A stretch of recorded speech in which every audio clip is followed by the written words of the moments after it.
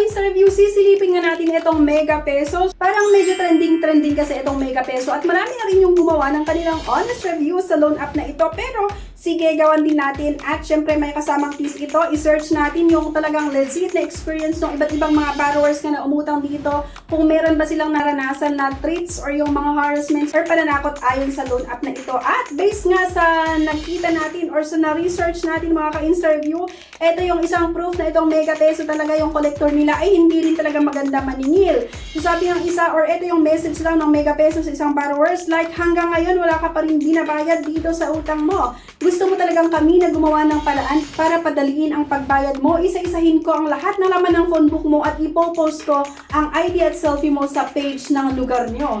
Eh sabi naman ng isa, medyo okay daw yung naging experience niya naman daw dito. Kaya lang kasi pagdating sa interest at yung mga charges ay ang laki talaga din. At sabi pa ng isa ha, wala akong balak magbayad ng utang mo ngayon. Sisingilin ko ngayon ang contact references nyo para matulungan kayong bayaran ito at ipapasa namin sa barangay nyo ang selfie at ID mo at ipopost namin sa page ng lugar nyo. So talagang tinatagtag din itong isa ng mga text messages nitong collector nga ng Mega Peso. Pero gayon pa man mga ka-interview ay sinubukan ko pa rin or susubukan ko pa rin na utangan. At eto pa, sabi ng isang borrower, di sino dito ang overdue nga sa Mega Peso kasi nga daw itong collector ng Mega Peso ay nagme-message daw sa WhatsApp at sa Instagram ni borrower. So diba, ang dami lang pa-eme itong Mega Peso mga ka-interview. At eto, dahil nga dyan, ay subukan ko pa rin na utangan ito, diba? Ang tibay din ng kabeshi nyo. So ayan, Mega Peso Fast Cash Easy Loan. Ano kung mapapansin nyo, meron daw 100,000 downloads at 4.9 star. Pero totoo kaya, 13,000 care reviews. So ayan na naman, sabi ng Mega Peso, no hidden fees daw, receive the full loan amount.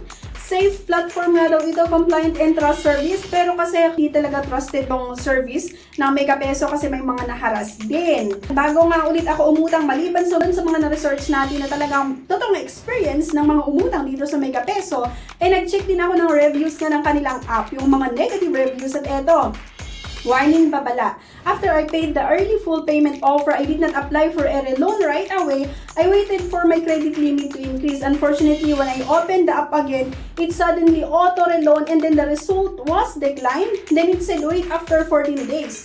Ito pa, 0 ratings. Don't trust this app. Scam. No option to adjust the amount and to see the breakdown of your payment and will automatically proceed with the loan application even if you didn't agree with it or accept it. No option to delete the account unlike other loan app which you can delete your accounts and data. Diba? So ayan, go pa rin tayo sa pag-utang at eto may permission request na naman daw itong Mega Peso mga ka-interview. So we require your consent to access the following information from your device, yung GPS location, image, device information, yung phone number. Grabe pa rin yung phone number.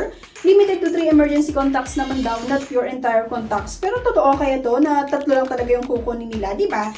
So eto, allow Mega Peso to make and manage phone calls. Bakit ganun? So, syempre, utang-utang na naman tayo mga kabeshis. At eto, kailangan nyo mag-register o ilagay nga yung valid mobile number nyo. At eto, 50,000 pesos nga daw yung pwede kong mautang na may 0.06% per day. At tenure daw ay 90 days. Registered naman daw ito sa Securities and Exchange Commission at may Certificate of Authority number 330. So ayan, sa basic information na naman tayo, kailangan yung masagutan lahat ng mga yan, educational level, residential address, yung detailed address, total number of previous loans. So puro 0 naman yung sagot ko dito. At syempre, hindi nawawala dyan yung pag-upload ng valid IDs at selfie na naman. So, eto na nga, face shot. So, bank information, ilalagay mo lang dito. Syempre, kung saan mo gusto matanggap yung loan proceeds. At eto ha, contact information. So, 3 lang naman yung hinahanap nila dito. At pagkatapos nga nun, yung work information na naman daw, profession, monthly income, at yung payroll. So, ayan, pagkatapos, ayan, mapapansin nyo, congratulations, you have finished all the certifications. Diba? Akala ko congratulations, approve your loans, pero hindi pala. Congratulations, kasi daw natapos ko yung pag-apply. So, we have prepared a loan product portfolio with a 90% approval rate for you. So, eto na mga ka-interview, nakakaloka yung 50,000 pesos nitong Mega Peso, naging 1,000 pesos lang pala. At kapag makautang daw ako ng 1,000 pesos, ay maging 2,000 naman daw sa susunod na pag-utang ko. So, eto, I have read and agreed to loan agreement. So, kailangan natin itik nga yung small box dyan. At eto ito yung breakdown nga nitong Easy Peso. So, doon sa 1,000 pesos mga ka-Insta Review na first nipautang nila, lalong-lalo nga kapag first time borrower ka, ayan, merong tenure daw na 90 days. Totoo ba yun? 3 months? Tapos interest rate 0.2% per day. Pero baka akala nyo maliit yung 0.2% per day na interest ha. Kapag daily kasi ay malaki pa rin to, di ba? Merong service fee na 270, outstanding balance ay 1,450.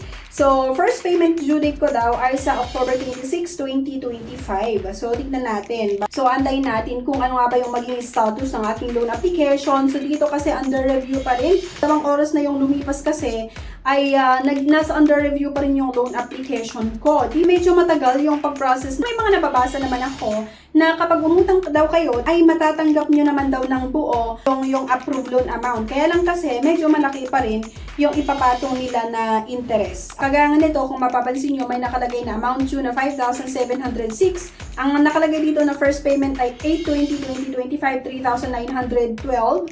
Second payment niya ay 944 at next payment nga niya ay another 944. Mas mahaba daw yung ino-offer nitong Mega Peso na payment terms. Kaya lang, i-remind ko lang ulit kayo mga ka-Insta Review ha, na bagamat may mga nagsasabi na okay, magpautang ito nag-offer ng mas mahabang payment terms at matatanggap mo ng buo, meron din yung nakapag-apply na dito na naka-encounter ng harassment at yung talagang tinatagtad siya ng mga text messages and calls. Kaya, syempre, bago kayo umutang dito, ay pag-isipan nyo muna.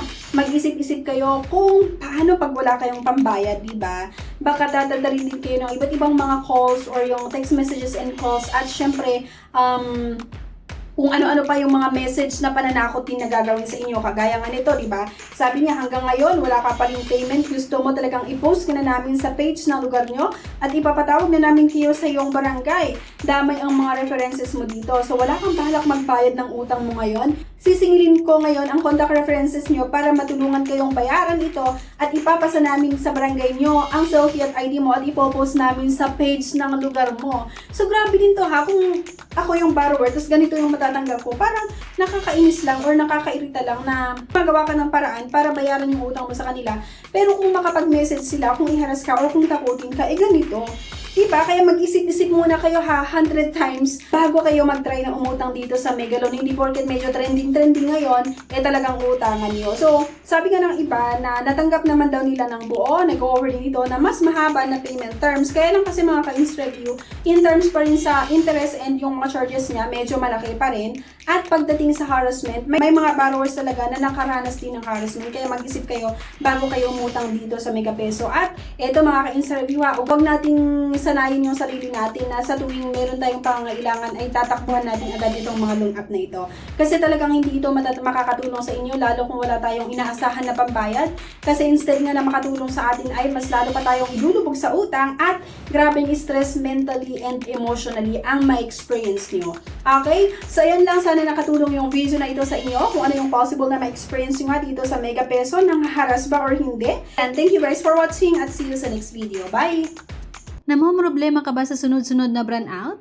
So sa power bank na ito, solve na solve ang problema mo. Grabe nga kahit napakarami yung i-charge mo dito ay kayang-kaya at napakadagal ding malobat. Kaya go na, buy na dito sa power bank na to. Hanggang 100,000 mAh.